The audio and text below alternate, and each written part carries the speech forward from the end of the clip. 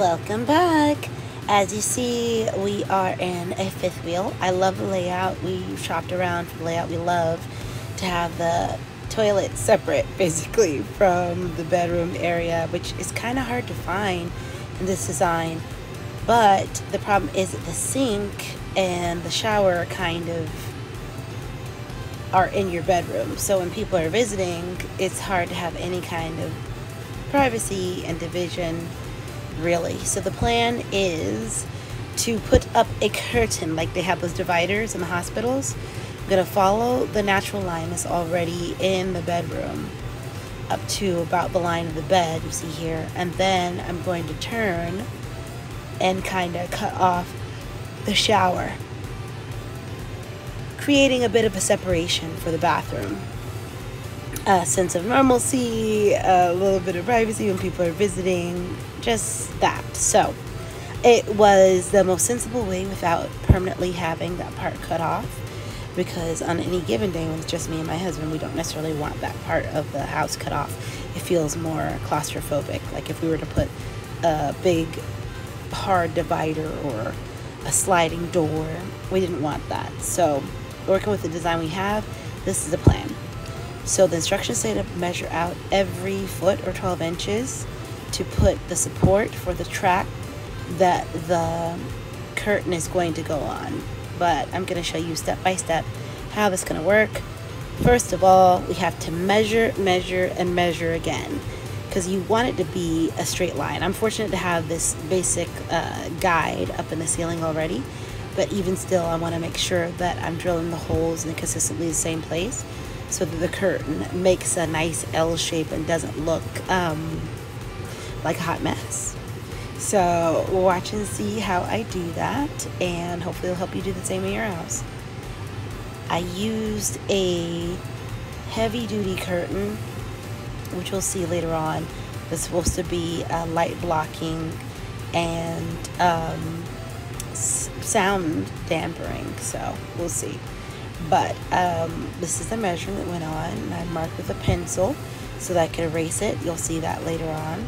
The kit came with the brackets, the rollers, the hooks.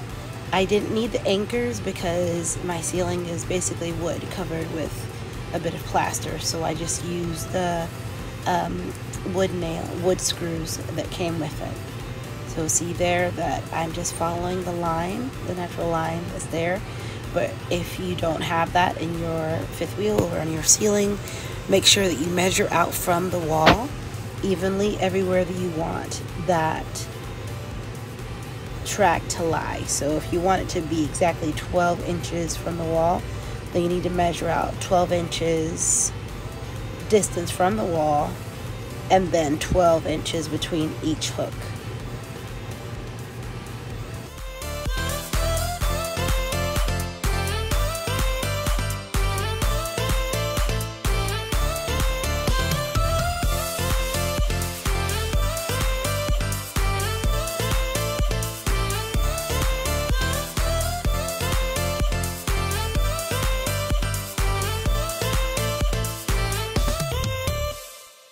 After that careful measuring, I went ahead and put all of my hooks in place following the line, and then carefully measured out from the wall that's going to be making that L right by the shower to make sure you see kind of a curved nature there.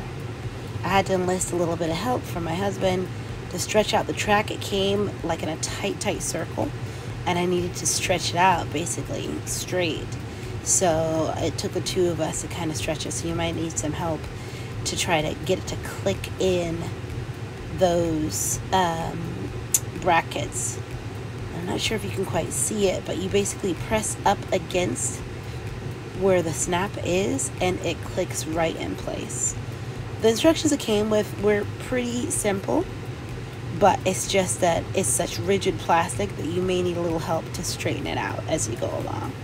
But yeah, get a partner, get some help to do that. Or if you are bad enough to do it yourself, then you do that. As you come around the corner, I see that I have a little bit of excess, so I'm gonna have to use the hacksaw to cut that off. And then I had to look and see how I would put the rollers that the hooks go on to attach the curtain. So hopefully you'll be able to see all of that clearly in the video. As most of my videos, they're DIYs, but they're also as I do it.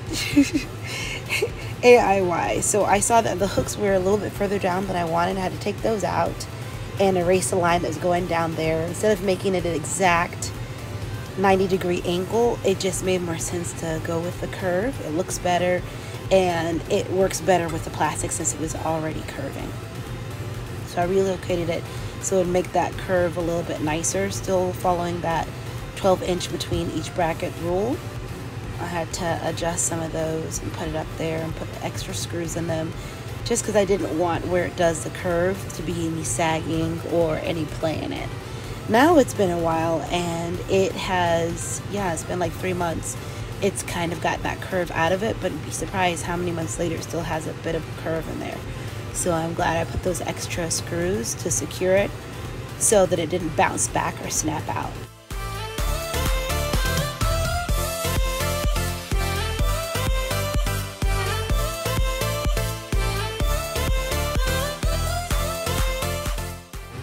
So now the track is in place.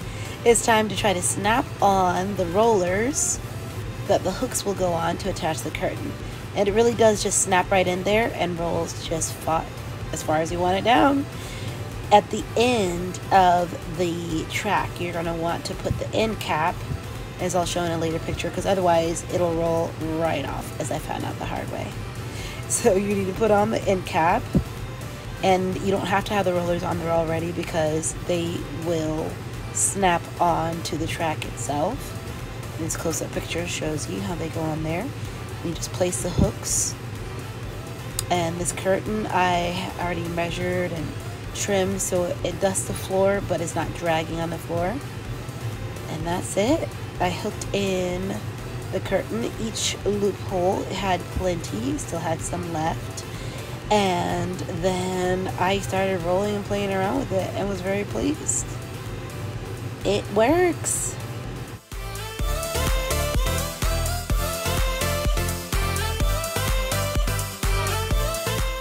We're very pleased with the end product. It does give that sense of having a separate bathroom vibe without collecting excess moisture or making the house feel too closed off when we don't have people visiting or guests, and to hide our bed when it's possibly a little untidy when people come a-calling.